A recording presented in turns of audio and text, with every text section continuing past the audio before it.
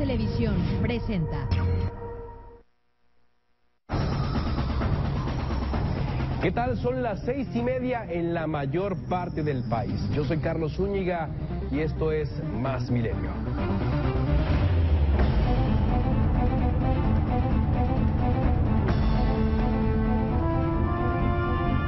Mentira, mentira, la misma porquería.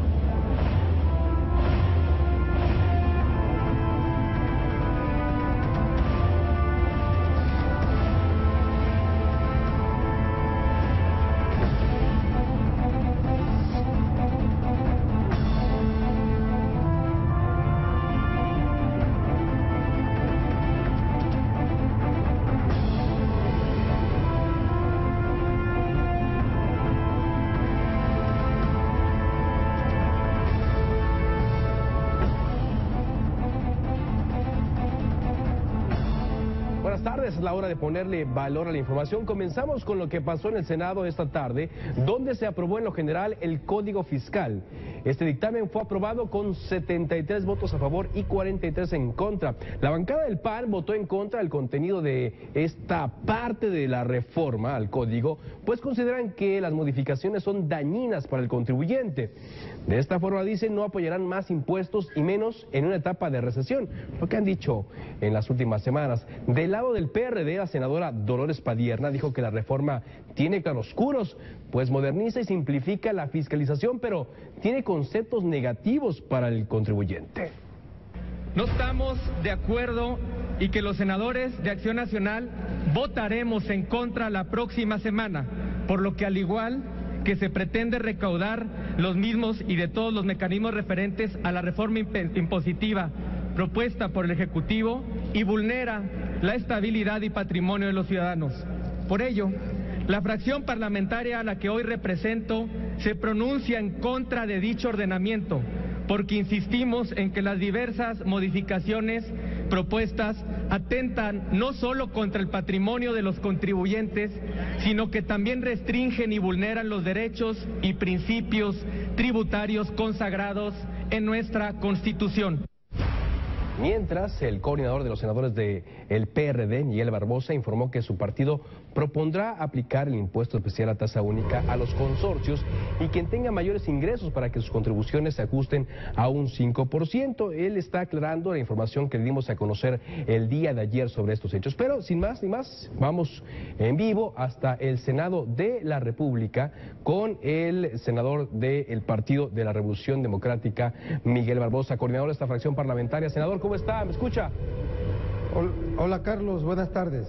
Buenas tardes, senador. Pues, oiga, parece que causó mucha sorpresa entre sus colegas tanto del PAN como del PRI su propuesta de este IETU, o una especie de IETU. Platíquenos un poco más de esta idea.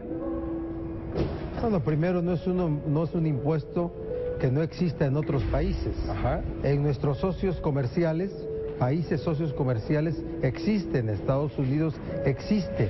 Y este es un impuesto de control que tiene como propósito presentar una alternativa de recaudación muy importante para poder liberar de gravámenes los asuntos como el IVA en fronteras, la homologación del 11 al 16% y otros rubros que sentimos todavía lastiman a los que menos tienen y a las clases medias.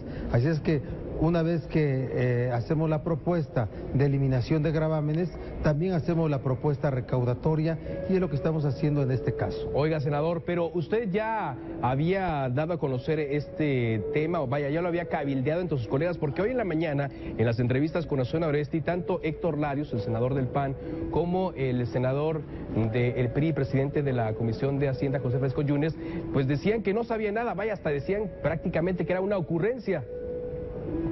Bueno, de parte del senador Larios, yo creo que no está obligado a saber de asuntos fiscales. De parte del senador Yunes, él es el presidente de la Comisión de Hacienda y perfectamente claro de que se trata de un impuesto de control. Hoy el Partido Acción Nacional, según tengo información, en su grupo parlamentario va a hacer el análisis y consideración. Hay cabildeo entre nosotros los senadores para poder tomar una posición. Y en el caso del PRI, pues claro que están ajustados hasta este momento a la propuesta del gobierno federal, pero esto es así, también yo ya hablé de este asunto con el secretario de Hacienda, y no es una ocurrencia, es una propuesta de recaudatoria muy importante que, repito, es un impuesto de control, esa es la denominación técnica y existe en otros países del mundo.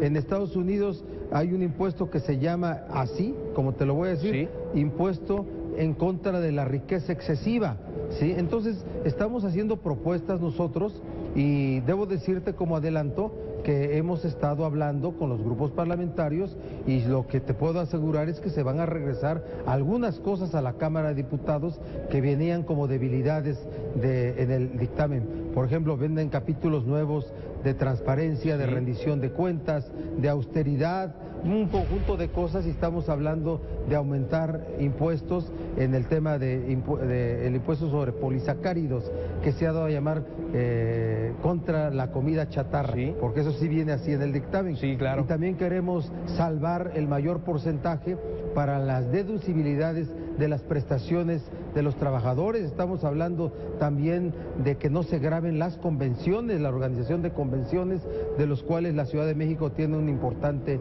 ingreso, rama económica, y también los destinos turísticos. Así es que estamos trabajando los senadores del PRD, las senadoras del PRD, en este asunto con mucha responsabilidad, no con discurso político, porque estoy escuchando en el arranque de tu programa, bueno, sí, lo que yo estoy escuchando es que el PAN está actuando en contra aquí en el Pleno. Sí lo está haciendo, pero ayer en comisiones estuvo a favor, ¿sí? Así es que no mantenemos un discurso que no se entienda, perfectamente claros, que pague más quien más gana. Pero finalmente, senador, porque sé que se tiene que ir a una votación, usted entonces no retira la propuesta y va con todo para que se apruebe. No retiramos la propuesta, la estamos cabildeando entre los grupos parlamentarios, y el día lunes, cuando la Comisión de Hacienda sesione junto con la Comisión de Estudios Legislativos Segunda, presentaremos de manera formal el contenido, la redacción, las modificaciones que correspondan para poder sostener el planteamiento. Insisto, no es una ocurrencia, es una forma, es un tipo de impuesto que existe en muchos países del mundo, nuestros socios comerciales. Muy bien, gracias, senador, y lo acompañamos ahí el lunes cuando presente la propuesta. Muchas gracias.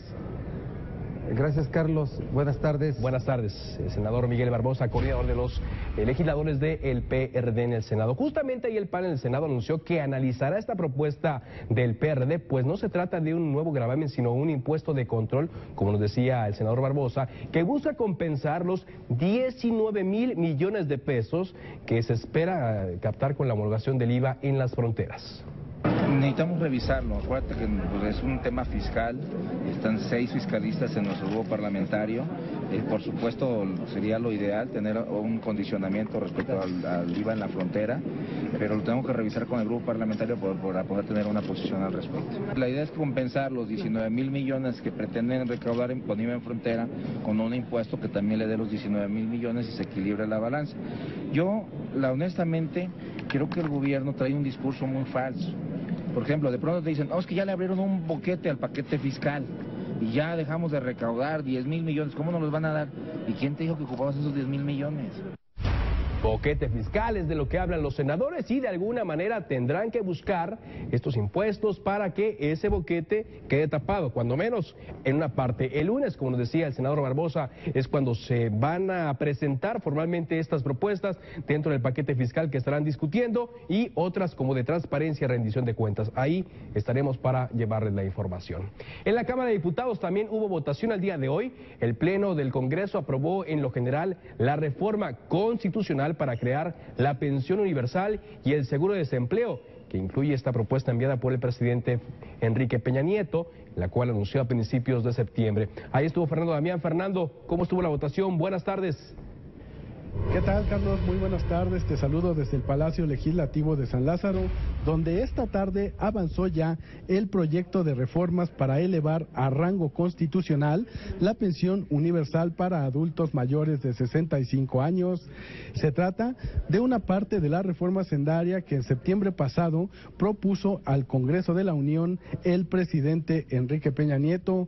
Esta es la parte social a la que se refería el Ejecutivo cuando hablaba de la necesidad necesidad de aprobar primero algunos gravámenes y contribuciones en la miscelánea fiscal.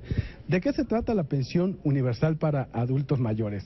Es un apoyo que el Estado mexicano estará obligado a pagar desde el 1 de enero de 2014 a todas aquellas personas mayores de 65 años de edad y que tengan la necesidad precisamente de esa ayuda para su manutención.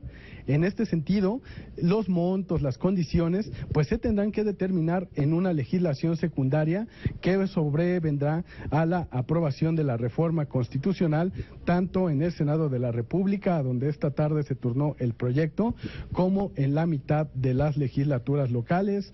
Sin duda, aquí pues hubo discusión en el sentido de la fuente de financiamiento que tendrá este seguro de desempleo, así como del alcance que tendrá para cubrir pues a la mayoría de los ancianos en México.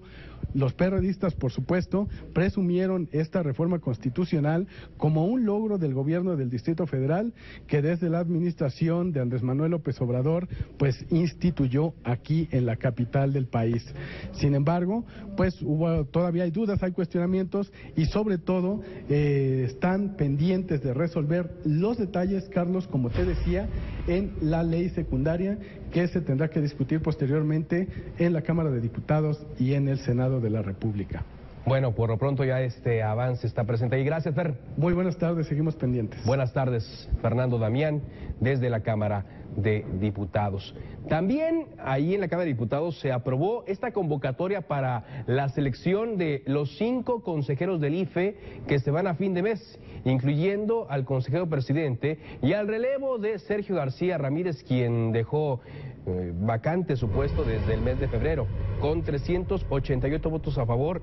Las fracciones del PRI, del PAN, Partido Verde, Nueva Alianza y una buena parte del PRD aprobaron la convocatoria por 21 votos en contra, con 21 votos en contra, y 14 abstenciones. La Junta de Coordinación Política determinó que cada fracción parlamentaria propondrá 10 aspirantes, a los que se sumarán 5 finalistas del proceso anterior para cubrir la vacante de García Ramírez. Después se definirá una lista de 28 finalistas para seleccionar a los nuevos consejeros para el periodo de 2013 a 2019.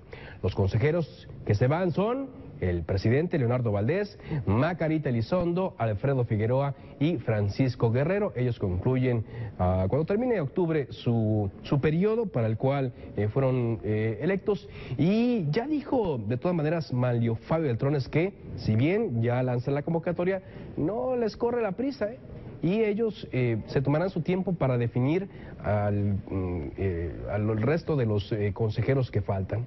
Si ya durante muchos meses el IFE operó incompleto, pues ahora que está a punto de desaparecer, ¿usted cree que le van a meter ganitas? Y aparte, si ya se sabe que cualquier persona que aspira a ser consejero del IFE no puede llegar a esa posición si no conoce a algún diputado de cualquier partido político. Vamos a una pausa. Regresando, hablaremos de las movilizaciones de hoy de los maestros de la CENTE, tanto aquí en la Ciudad de México como en estados fronterizos. Regresamos.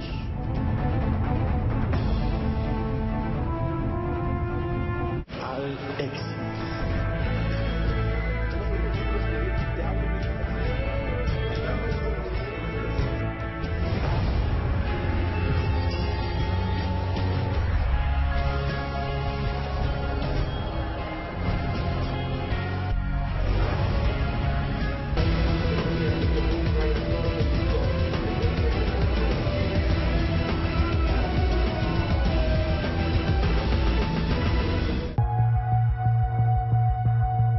Lo que más me interesaba era el color, el espacio, y me concentré en eso. Yo creo que yo escogí un pequeño porción de lo que es la pintura. Luz, color, espacio. Pero era más directo y más concreto hacerlo con geometría, con abstracción. José González Beites, El Milenio Visto por el Arte, sábado, 20:30 horas.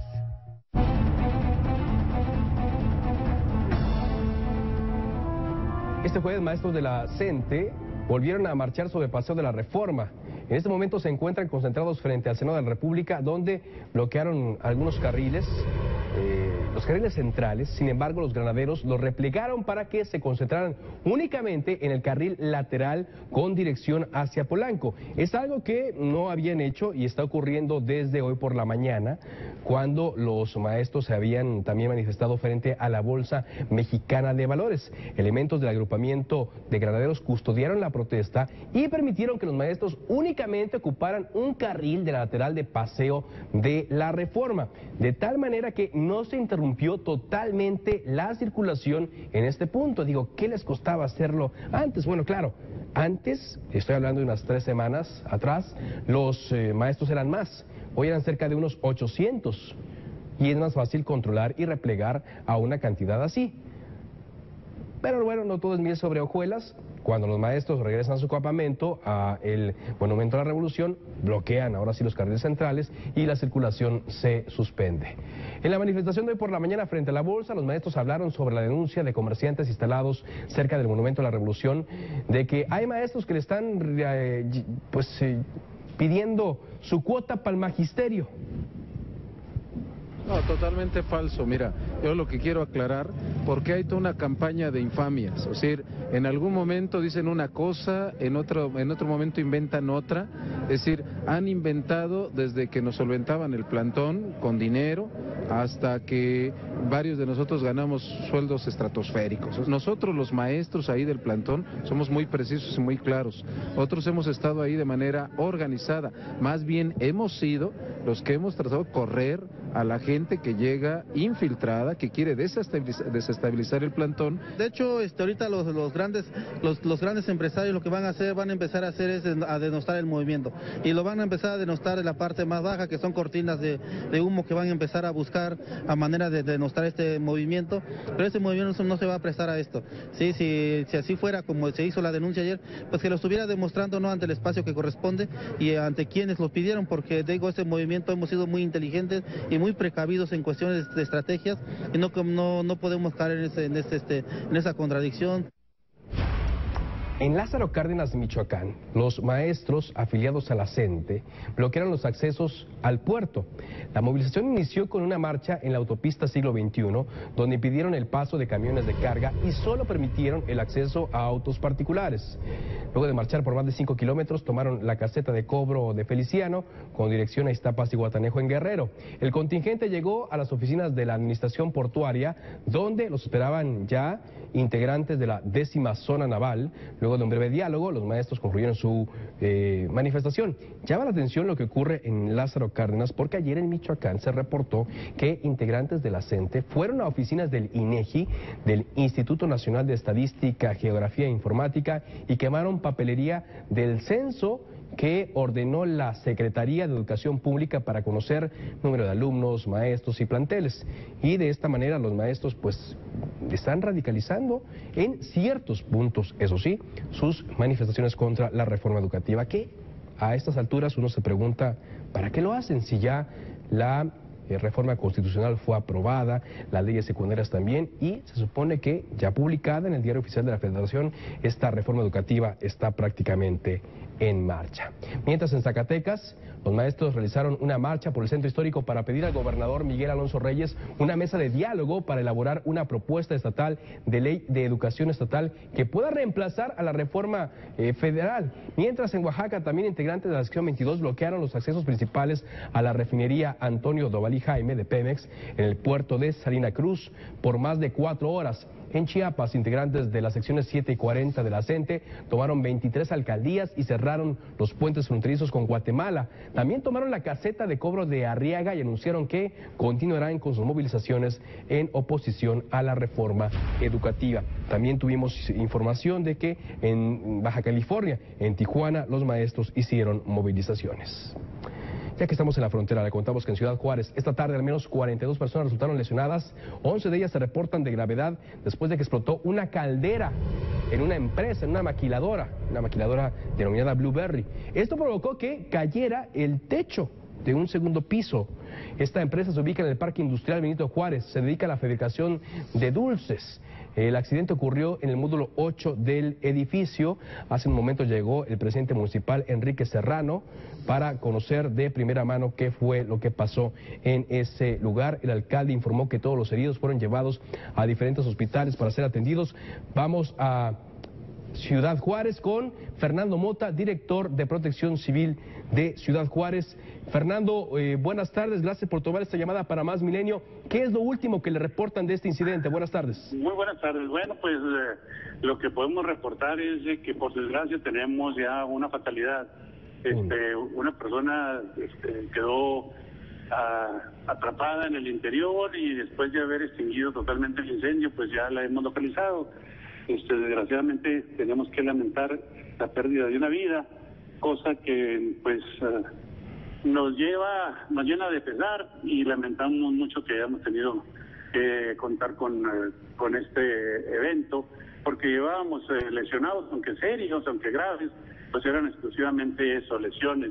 Sí. Sin embargo, bueno, pues ahorita tenemos ya la presencia de un cuerpo, un cadáver, sí, que acabamos de rescatar del interior de la empresa maquiladora. Fernando, sin embargo, por la magnitud de la explosión, por la cantidad de trabajadores que se encontraban en esta zona, pues todo indica que este número de fatalidades podría aumentar.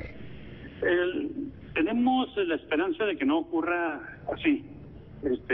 Ya prácticamente se tiene revisada toda el área, nada más hay que remover algunos escombros, porque muros secundarios en el interior pues fueron desprendidos, entonces se generaron unas cantidades considerables de escombro, pero pensamos que, y bueno, pues ojalá y este pensamiento de esperanza, sí, lo lleguemos a confirmar, de que no encontremos ninguna otra persona más. Ojalá. Fernando, platíquenos un poco sobre esta empresa. ¿Habían ustedes como Protección Civil recibido algún reporte? ¿Hay inspecciones continuas a las maquiladoras? ¿Qué se sabe en particular de esta que hacía dulces? Efectivamente, todas las empresas tienen que tener pues su licencia de funcionamiento, tienen protocolos muy serios y muy cuidados y verificados de manera permanente. Esto no nada más porque la ley los obligue, sino porque las mismas empresas, los corporativos, las compañías son muy cuidadosas para enviar al mercado un mensaje de preocupación por el elemento humano. Entonces, sí, a ellos no les parece. ¿Y en este caso de Blueberry no había algún reporte previo de algún incidente? En lo absoluto, yo no tengo ningún conocimiento de que haya habido algún reporte en ese sentido. Muy bien. En este caso, ya que ocurre un accidente, ¿qué procede por parte de ustedes? ¿Qué piensan hacer en esta empresa maquiladora? Pues yo creo que tenemos que llegar al fondo de las causas que originaron este incendio. Cuando hay un accidente, se realiza una investigación del accidente para buscar las causas, los orígenes, si se trató de un error humano o se combinó un error humano con una condición insegura. Tenemos que llegar al fondo de las cosas, lo que originó esta eventualidad. Bien. Y por supuesto, en un momento dado, determinar qué es lo que se debe hacer en el futuro para evitar que se vuelva a presentar un evento de esta naturaleza. Bien, Fernando Mota, gracias por esta información. Resumiendo, hay una persona muerta ya a esta hora por este incidente, se reportan más de 40 lesionados, algunos de ellos de gravedad, y estamos viendo imágenes que nos están llegando de hace apenas unos momentos en los cuales pues algunos trabajadores tuvieron que ser llevados incluso en autos particulares porque las ambulancias no se daban abasto. Estaremos actualizando la información, le agradecemos por lo pronto este primer reporte. A la orden, hasta luego. Gracias por permitirnos llegar a su vasto auditorio. Gracias, Fernando Mota, y como le digo, en Milenio Noticias estaremos actualizando esta información. Antes de irnos, le comentamos que ayer le hablábamos aquí del caso de la espía que hizo la Agencia Nacional de Seguridad de Estados Unidos a la canciller alemana Angela Merkel. Bueno, pues hoy el diario británico The Guardian publicó que esta agencia espió a cuando menos 35 líderes mundiales.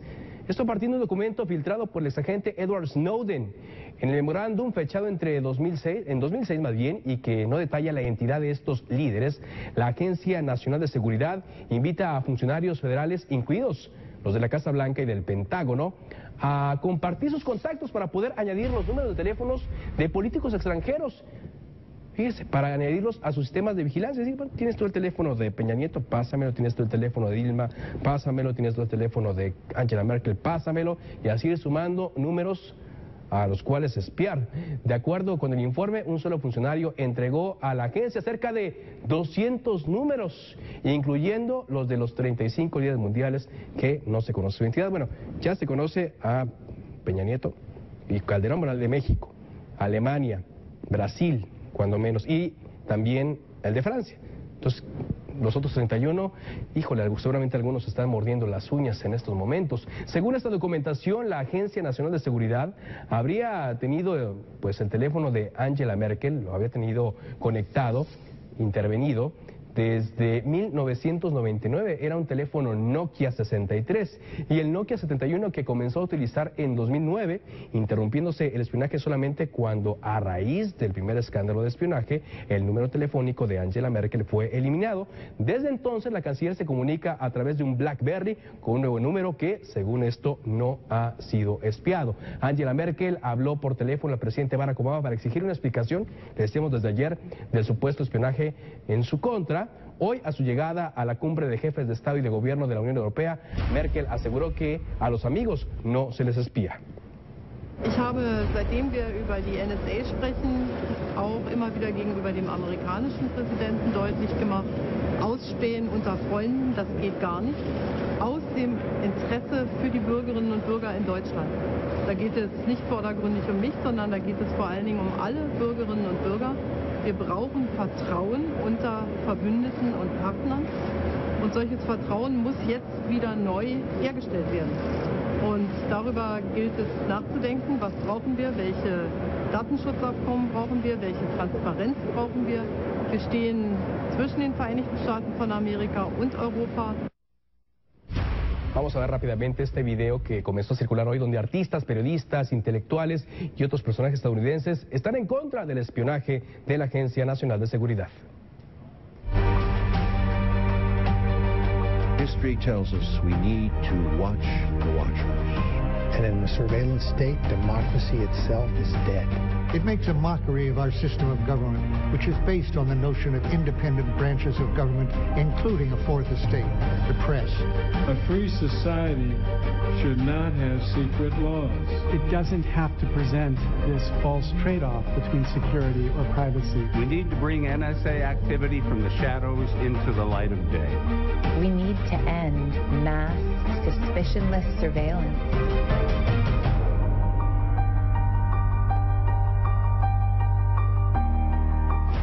Bueno, ahí está, a pesar de que se ha concientizado a Estados Unidos, a sus ciudadanos, de que esto lo hacen por su seguridad. De última hora nos informan que se acaba de aprobar en lo particular en el Senado el Código Fiscal para el próximo año. Esto a pesar de algunas diferencias entre los senadores. Les estaremos informando de estas noticias y otras enseguida con Josué Becerra en Milenio Noticias. Nosotros volvemos a las 8:30 de la noche.